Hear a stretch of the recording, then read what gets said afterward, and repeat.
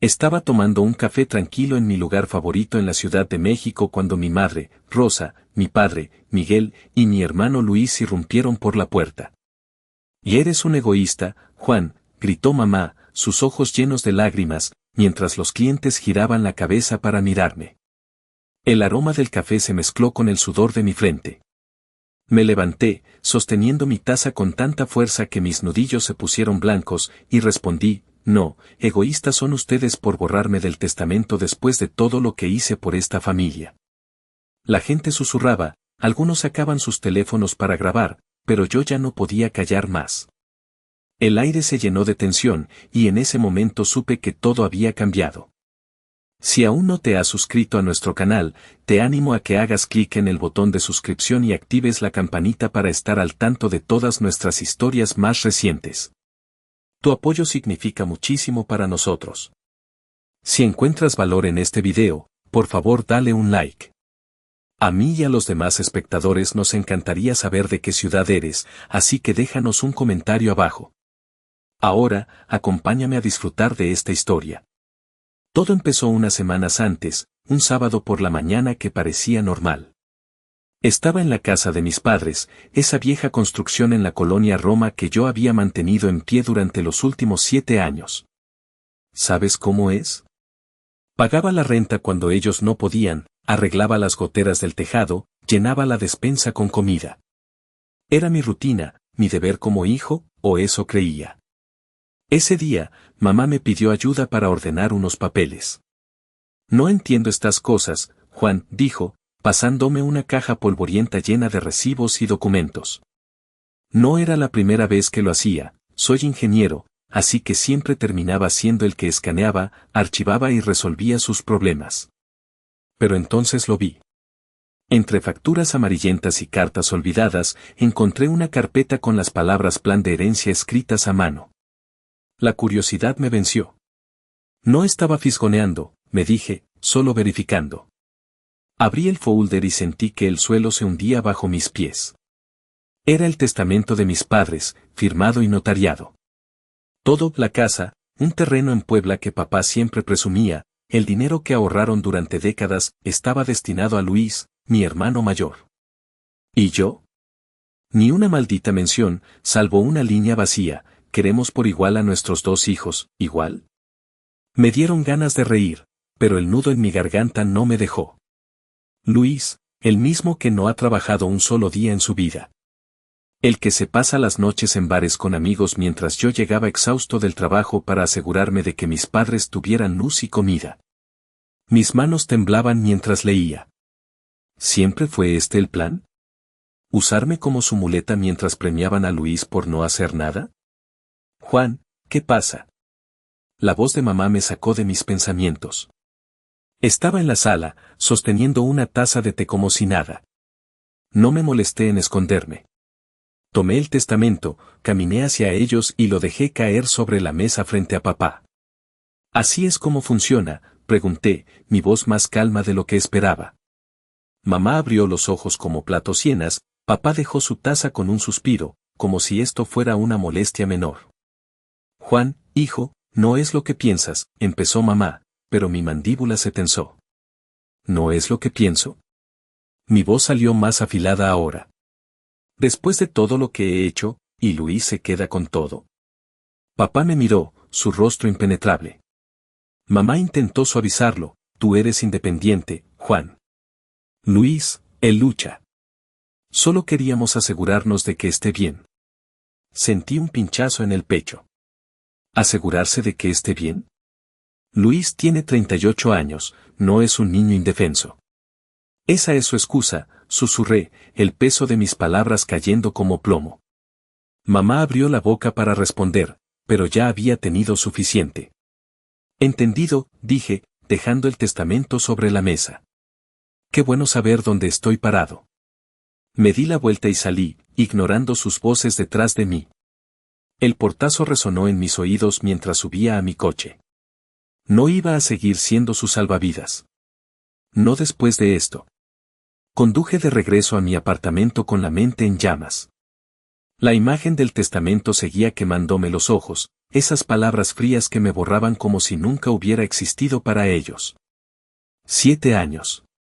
7 malditos años sacrificando mis fines de semana, mis ahorros, mi tranquilidad, todo para mantener a flote a mis padres mientras Luis se rascaba la panza y gastaba lo poco que tenía en cervezas baratas. Cuando llegué a casa, tiré las llaves sobre la mesa y me dejé caer en el sillón. Si eligieron a Luis, murmuré para mí mismo, que él se encargue ahora. Apagué mi teléfono. No quería escuchar sus excusas, sus súplicas disfrazadas de amor familiar. No esta vez. Los primeros días fueron extraños. Una parte de mí esperaba que llamaran, que reconocieran lo injusto que habían sido, que dijeran, Juan, cometimos un error. Pero no pasó nada. El silencio era ensordecedor, como un eco que me recordaba lo poco que valía para ellos. Entonces tomé una decisión. No les iba a decir nada, no iba a pelear ni a gritar. Simplemente iba a dejar de ser su red de seguridad. Ese mes, cuando llegó el momento de transferir los 3,000 pesos de la renta, no lo hice. Cerré mi banca en línea, apagué la computadora y me preparé un café. Que Luis resuelva, pensé, dando un sorbo. Es su herencia, después de todo. Pasaron 2 semanas. 2 semanas sin un mensaje, sin una llamada, nada. Me sorprendí a mí mismo revisando el teléfono más de lo que quería admitir, esperando algo, cualquier cosa. ¿De verdad no se habían dado cuenta? ¿O simplemente asumían que yo siempre estaría ahí, como un idiota dispuesto a cargar con todo? Estaba a punto de convencerme de que no les importaba cuando mi teléfono vibró. Un mensaje de papá, directo y sin rodeos, Juan, la renta está vencida. ¿Puedes enviar el dinero hoy? Lo leí una vez, luego otra, y casi me reí. ¿En serio? Después de todo, ¿todavía pensaban que yo era su cajero automático personal? Mis dedos temblaron sobre el teclado mientras escribía. No porque estuviera nervioso, sino porque la furia hervía dentro de mí, caliente y afilada. Pregúntale a Luis, tecleé, es su casa ahora. Presioné enviar y tiré el teléfono al sofá como si quemara. No había vuelta atrás. Me levanté, caminé hacia la ventana y miré las luces de la ciudad parpadeando en la noche. Por primera vez en años, sentí un peso levantarse de mis hombros. No estaba seguro de que vendría después, pero sabía una cosa, no iba a ceder. No esta vez. El silencio volvió, pero ahora era diferente. No era el silencio de la indiferencia, sino el de la espera. Sabía que no tardarían en reaccionar. Mamá, con sus lágrimas de cocodrilo, Luis, con sus insultos de niño mimado. Podía imaginar a papá sentado en su sillón, frunciendo el ceño, pensando cómo obligarme a volver a la línea. Pero yo ya no era el mismo Juan que corría a resolver sus problemas. Me serví otro café y me senté en la oscuridad, dejando que la ciudad me hablara con sus ruidos lejanos. Fui su muleta por demasiado tiempo, susurré, apretando la taza. Que se caigan solos ahora. No sabía cuánto tiempo les tomaría darse cuenta de que hablaba en serio. 1 semana, tal vez 2. Pero una cosa era segura, el juego había cambiado. Ellos habían hecho su apuesta al elegir a Luis, y yo no iba a seguir pagando sus deudas. Cerré los ojos, respiré hondo y dejé que el silencio me envolviera. Por primera vez, no era yo quien estaba esperando. Eran ellos. Y eso se sentía bien. El teléfono no tardó en explotar. A las pocas horas de mi mensaje a papá, mamá me escribió, Juan, no seas así. Necesitamos hablar. Su tono era el de siempre, suave, casi suplicante, como si unas lágrimas bien puestas pudieran borrar lo que habían hecho. No respondí. Luego llegó Luis, bien entrada la noche, con su estilo de siempre, eres un egoísta, solo ayuda como siempre lo haces. Podía imaginarlo tecleando furioso desde el sillón de la sala, con una cerveza en la mano y la tele a todo volumen. Mi respuesta fue corta, no, tú tienes el control ahora, ¿verdad? Envié el mensaje y bloqueé su número por esa noche. No quería escuchar más. El silencio que dejé atrás en casa se convirtió en una tormenta de intentos desesperados. Mamá llamó 3 veces al día siguiente, dejando mensajes de voz que no escuché. Papá intentó una vez más, con otro texto seco: esto no es un juego, Juan. Lo ignoré. Fue entonces cuando todo estalló, justo como lo había visto venir. Unos días después, estaba en la cafetería de siempre, la misma donde solía refugiarme del caos de mi vida. Apenas había pedido mi café cuando la puerta se abrió de golpe. Ahí estaban, mamá, papá y Luis, entrando como si fueran a montar una escena de telenovela. «Y eres un egoísta, Juan», gritó mamá de nuevo, repitiendo las palabras que ya me había lanzado por mensaje.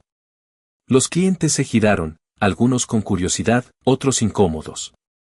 Papá se quedó atrás, cruzado de brazos, mientras Luis me miraba con esa sonrisa torcida que siempre usaba para salirse con la suya. Me puse de pie, el café todavía humeando en la mesa. «Egoísta yo», dije, mi voz firme, resonando en el local. «Egoístas son ustedes por borrarme del testamento después de todo lo que hice. 7 años pagando su renta, arreglando su casa, ¿y qué recibo? Nada. Que Luis pague ahora, él lo heredó todo». Mamá intentó hablar, pero levanté una mano. «No, ya terminé de escucharlos». La gente murmuraba, algunos sacaban sus teléfonos para grabar. Vi a Luis ponerse rojo, pero no dijo nada. Papá dio un paso adelante: «Juan, esto no es necesario». «No es necesario», repliqué, casi riendo. «Ustedes lo hicieron necesario cuando me usaron como su banco y luego me desecharon». Me di la vuelta, dejé unos billetes en la mesa y salí. Sus voces me persiguieron hasta la calle, pero no miré atrás. El aire fresco me golpeó la cara, y por un segundo, sentí que respiraba de nuevo. Después de eso, corté todo contacto. No más mensajes, no más llamadas. Mi teléfono se quedó en silencio, pero no por mucho tiempo. Carlos, un amigo del barrio, me llamó unos días después. «Oye, Juan, Luis anda diciendo por ahí que los abandonaste sin razón», dijo, con un tono entre divertido y preocupado. «Eso dice», respondí, apretando el puño. «Que cuente la parte donde se quedó con todo mientras yo cargaba con sus deudas». Colgué, furioso pero no sorprendido. Sabía que intentarían girar la historia, pintar a Luis como la víctima y a mí como el villano. Me senté en mi sala, mirando el techo. El silencio ya no era pacífico, era un campo de batalla que apenas comenzaba. Podía sentirlos planeando su próximo movimiento, buscando la manera de arrastrarme de vuelta. Pero yo no iba a ceder. No después de ese día en la cafetería, no después de ver sus caras y escuchar sus excusas vacías. «Que peleen solos», murmuré, cerrando los ojos.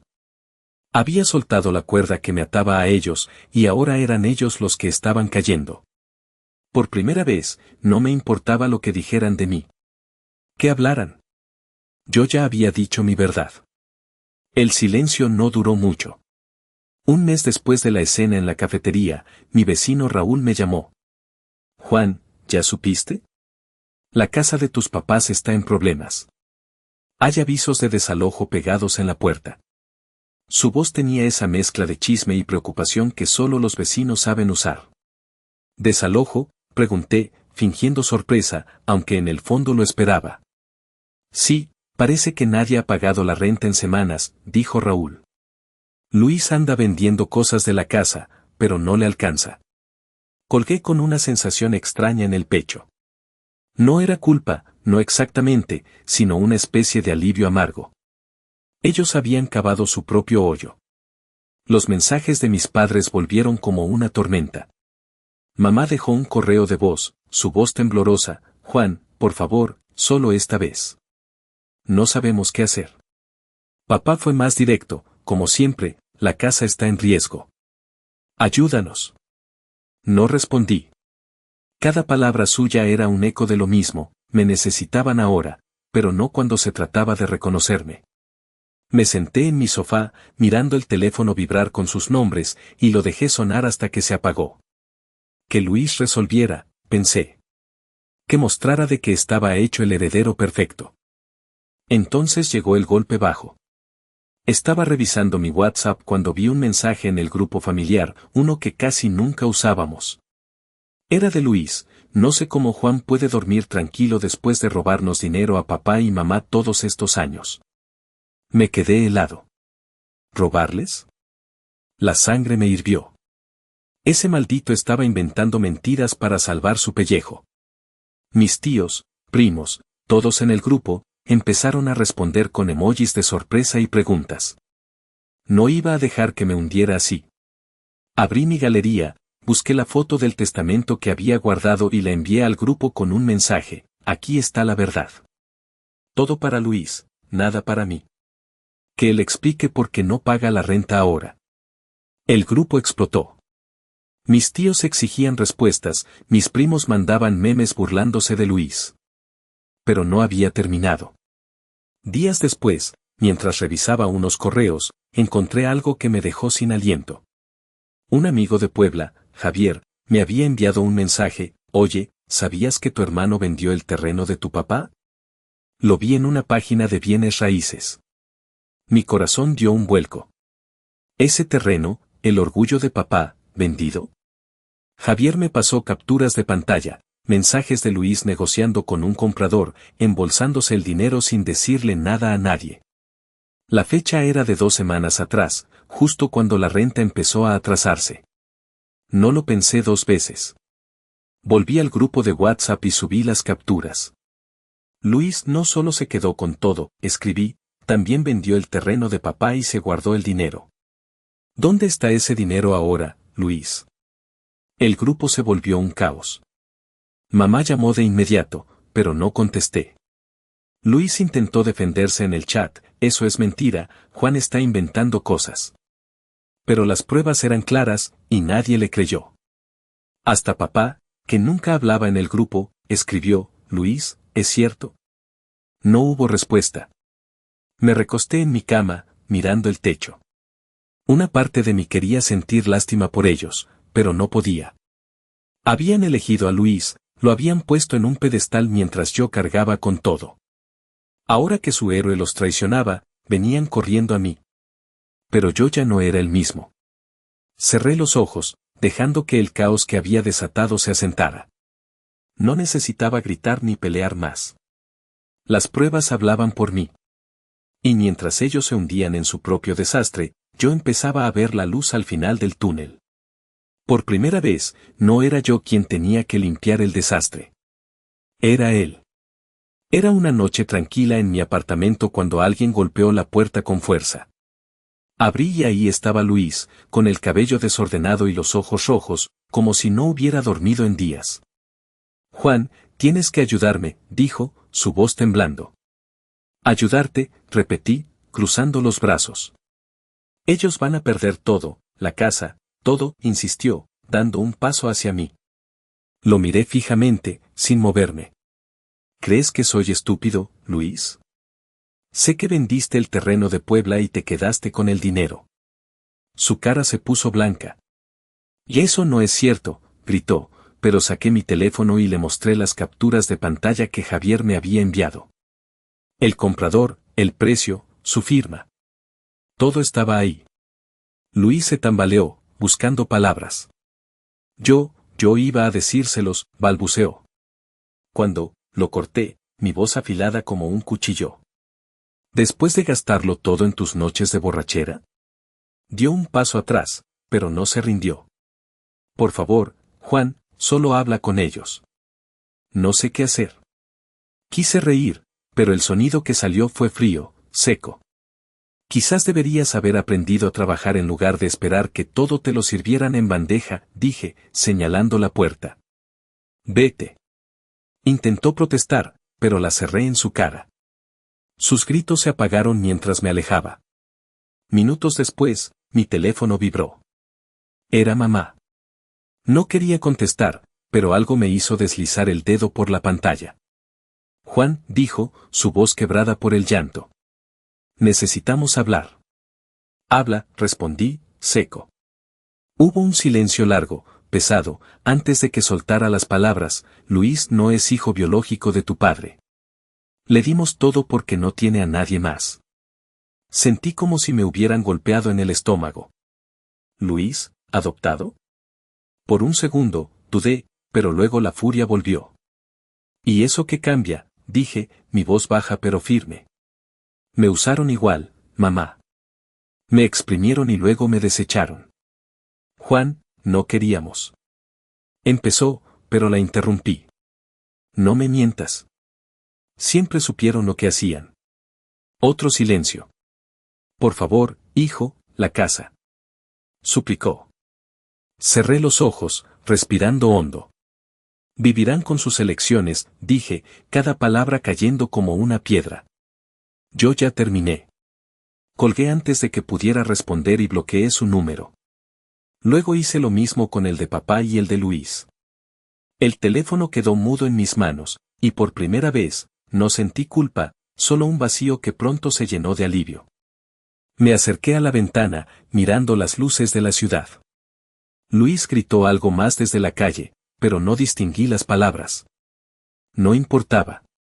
Había venido a mí como un perro asustado, pero yo no era su salvador. Nunca lo fui.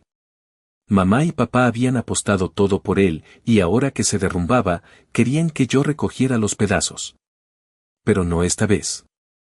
Me habían dado la espalda cuando escribieron ese testamento, y ahora yo les daba la mía. Pensé en lo que mamá dijo, Luis no era hijo de papá. Podía entender por qué lo protegieron, pero ¿a costa de mí? No. Eso no justificaba nada. 7 años de mi vida, mi sudor, mi dinero, todo para que ellos pudieran mimar a su niño perdido. Me senté en el sillón, dejando que el silencio me envolviera. No había más que decir, no había más que hacer. La puerta estaba cerrada, literal y figuradamente. Ellos habían jugado su juego, y yo había jugado el mío. Ahora, que enfrentaran las consecuencias. Por primera vez en mucho tiempo, dormí sin pesadillas, sabiendo que el peso ya no estaba sobre mis hombros. Era de ellos ahora. Semanas después de cerrar la puerta en la cara de Luis, compré un pequeño departamento en las afueras de la Ciudad de México. Nada lujoso, pero era mío. Por primera vez en años, mi dinero no se iba en la renta de mis padres o en sus cuentas atrasadas. Me paré en el balcón una tarde, con un café en la mano, viendo el sol hundirse detrás de los edificios. El aire fresco llenaba mis pulmones, y con cada respiro, sentía que el Juan de antes, el que cargaba con todo, se desvanecía. Ellos me necesitaban, pensé, pero yo no los necesito más. Carlos, mi amigo del barrio, me mantuvo al tanto del desastre que dejé atrás. Vendieron la casa, me dijo una mañana mientras tomábamos un café en la plaza. Se mudaron con Luis a un departamentito apretado en Iztapalapa. Apenas caben. Sonreía a medias. ¿Y Luis?, pregunté, más por curiosidad que por interés. Se la pasa quejándose, pero nadie lo escucha ya, dijo Carlos, riendo. La gente del barrio sabe lo que pasó, Juan. No los miran igual. Eso me tomó por sorpresa. No esperaba que el chisme corriera tan rápido, pero no me sorprendía. En México, las historias como esta se extienden como fuego. Y entonces pasó. Una tarde, revisando Facebook, vi un post en un grupo del barrio. Alguien había escrito, la familia que traicionó a su hijo trabajador ahora anda pidiendo favores. ¡Qué vergüenza! Debajo, comentarios de vecinos, algunos que apenas conocía, Juan siempre fue el bueno, Luis se robó el terreno y aún así no paga nada. El post tenía fotos, el aviso de desalojo en la casa vieja, una captura del WhatsApp donde expuse a Luis. Me quedé mirando la pantalla, sintiendo una mezcla de satisfacción y vacío. No lo había planeado, pero el barrio entero les había dado la espalda. Yo, sin querer, me había convertido en el héroe de la historia. Días después, mi teléfono vibró con un mensaje de Luis. Perdóname, Juan, decía. No sé qué hacer. Todo se derrumbó. Lo leí, y por un segundo, casi sentí lástima. Pero luego recordé sus mentiras, el terreno vendido, las veces que me llamó egoísta mientras él se sentaba a esperar su herencia. No respondí de inmediato. En cambio, tomé una decisión. Abrí Facebook, subí una captura del mensaje y escribí, el heredero perfecto ya no tiene nada que heredar. Que descansen en paz con sus decisiones. Lo publiqué y apagué el teléfono. No necesitaba ver las reacciones. Sabía que el mensaje llegaría a quien tenía que llegar. El silencio volvió, pero esta vez era diferente. No había más llamadas nocturnas pidiendo dinero, no más súplicas disfrazadas de amor. Carlos me contó después que mamá intentó pedir ayuda a algunos vecinos, pero nadie quiso acercarse. Se quemaron solos, dijo, encogiéndose de hombros. Y tenía razón. Ellos habían elegido a Luis, habían apostado todo por él, y ahora vivían apretados en un rincón de la ciudad, rodeados de miradas que los juzgaban. Mientras tanto, yo caminaba por mi departamento, colgando un cuadro en la pared, planeando mi próximo fin de semana sin preocupaciones. Me paré otra vez en el balcón, mirando las luces titilar en la distancia. El peso de sus expectativas, sus culpas, sus errores, todo se había ido. No estaba amargado, no deseaba su ruina. Solo quería mi vida de vuelta, y ahora la tenía. Luis podía mandar todos los mensajes que quisiera, mamá y papá podían seguir buscando quien lo salvara. Pero yo ya no era ese hombre. Cerré los ojos, dejando que el viento me acariciara la cara. Libre, susurré, y por primera vez en mucho tiempo, lo sentí de verdad. Ellos habían hecho su elección, y yo había hecho la mía. El juego había terminado, y yo había ganado.